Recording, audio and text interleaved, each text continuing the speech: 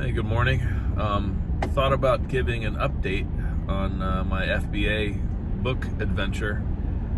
Pardon my voice, I got a little bit of an allergy or something going on. We got some cold weather here in Florida, which destroys everybody because we're not used to it. But anyway, my last update, I can't remember what my last update was. Probably complaining about how FBA can't check in books without losing everything. I actually had one shipment that they found. They checked in everything I sent in. Had one that they lost 7 books out of 45, and the latest is still pending, but they're missing 3. And it's a weird kind of phenomenon because it seems to be always cookbooks. One was a giant Dina DeLuca cookbook. One was a French cooking book. I don't know why that is, but they seem to have it out for cookbooks. So anyway, but whatever. So far, I've only had 2 returns. In the very first book that I sold FBA was returned, or no, it was lost. That one was lost, but I've had 2 returns since then. I don't know if anybody can tell me if you can see why they were returned. Not that I really care, but I mean, I'm sure it's not a condition issue, but it'd be interesting to know. I don't know if you can find out. If anybody knows that, let me know in the comments. Anyway, but I'm averaging about, oddly enough, $4 or $5 per book lately on my sales. So it makes me a little bit want to continue doing it. I don't know that it's worth it with, the problem is there's so many fees involved, like Scout IQ is $44 a month, Amazon, the professional selling is $80 a month. When you're kind of small time, that's a lot to overcome unless you're pumping out books. Right now I don't have the time to source. And here in Orlando, or the Orlando area, sourcing is so competitive. I mean, everybody and their brothers in scanning the Goodwills and the thrift stores and the whatever. So I don't know. I've had a lot of luck with the small thrift stores, the ones that literally don't advertise. You just drive by and you see them in a strip mall. That's been my best source of books, honestly. But I think as far as sourcing, if I were to pick it up again after work slows down, I think I'm going to change the Scout IQ parameters. I'm just going to ignore anything that's, if it has a low E-score or, is a rank above 1 million, unless it's just completely, there's none on there, I'm just not going to bother with it, even if it's a huge margin, because I haven't sold any of those yet. Also, on the high E-score, the high movers, I'll take a couple bucks profit.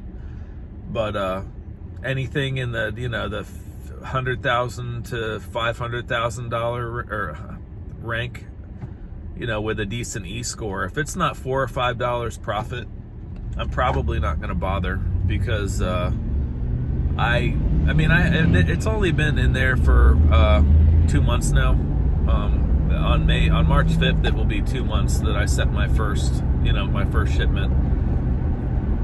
But I got 150 books sitting there that aren't selling, and as I send in new shipments, those are the books that are selling, because I'm kind of refining my technique as far as being a little bit more selective with my sourcing. So I think I'm going to change my my Scout IQ parameters to just really profitable hot stuff, and take my chances with that, because that stuff sells. The other stuff, I don't want to have to pay them to get rid of stuff at the end of the end of the year or whatever, when the storage fees start to add up. So to anyone getting in now, it's really competitive. If you're in an area where you can source really good and you're not, getting trampled on by a million other people doing the same thing, you probably would do pretty well. Just be selective. Scout IQ is not the end-all be-all. I mean, you got to use your brain as you're scanning. Be watching your phone, because a lot of stuff that the Scout IQ would reject, I would take, and a lot of stuff it says to accept, I would reject. Because it'll give you a book that's $1.5 million rank with a $5 profit and tell you to take it, and to me, it's not worth. It's like a gamble. You might have to trash that book, or it might sell. But for $5, is it worth it to find out? Not to me. So, and I find that a lot of the stuff, the high profit, low ranking or high ranking stuff, it just sits there. So, and I just, if I had a book that was in the millions, and it was like a $15 or $20 profit, I'd probably take a shot at that. Even $10, whatever. Especially when I'm buying these books for 50 cents or $1. So it's not the end of the world if if I have to eat that for a chance at a $10 or $20 profit. But I'm not doing it for $3 or $4. And neither should you. But I might take some of that stuff and put it on seller fulfilled. High profit book, seller fulfilled. What do you got to lose?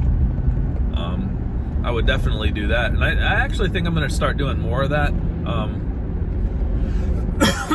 I know people like the Prime and whatever, but I don't know. I've found a lot of the textbooks and stuff that I've sold seller fulfilled. I made $20, $15 profits on those. Some of them as high as $30. So you just have to kind of know and look and see what they're selling for. You can take a little bit more rarity. Like I sold an omnibus. I don't even know what it was. Some kind of Omnibus 3 book, and I think I sold it for $49, and it was $30 or $40 profit, and all I did was stick it in an envelope. So I don't mind doing that. That's fine with me.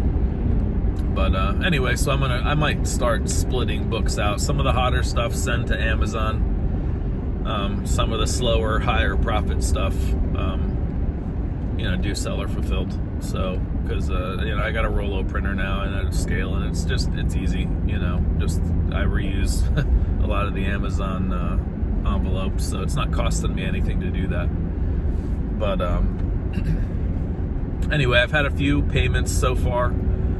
Like I said, I set my first shipment in January 5th. I think I'm probably about $500 or $600 into it.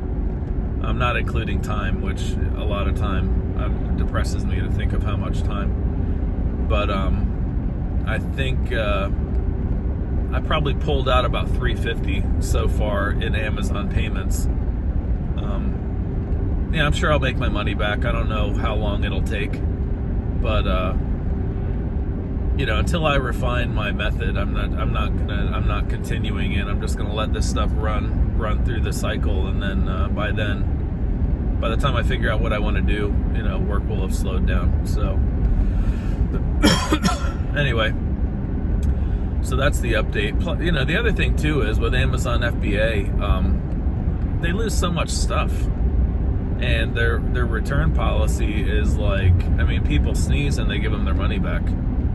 I don't know what that means for me. I haven't figured that out yet. I got 2 returns. I don't know if the books go back in my inventory, or if they get trashed, or if I eat them, or if Amazon pays me, or I have no idea. So I suppose I'll find that out eventually. Maybe I'll look into that today.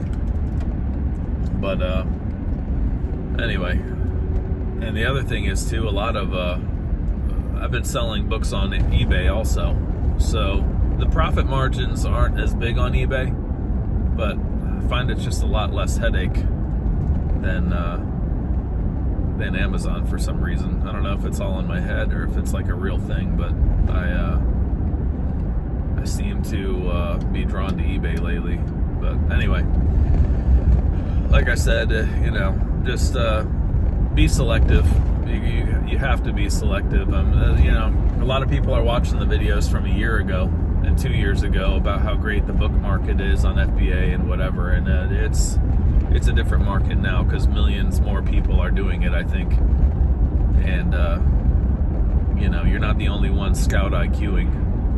So anyway, good luck.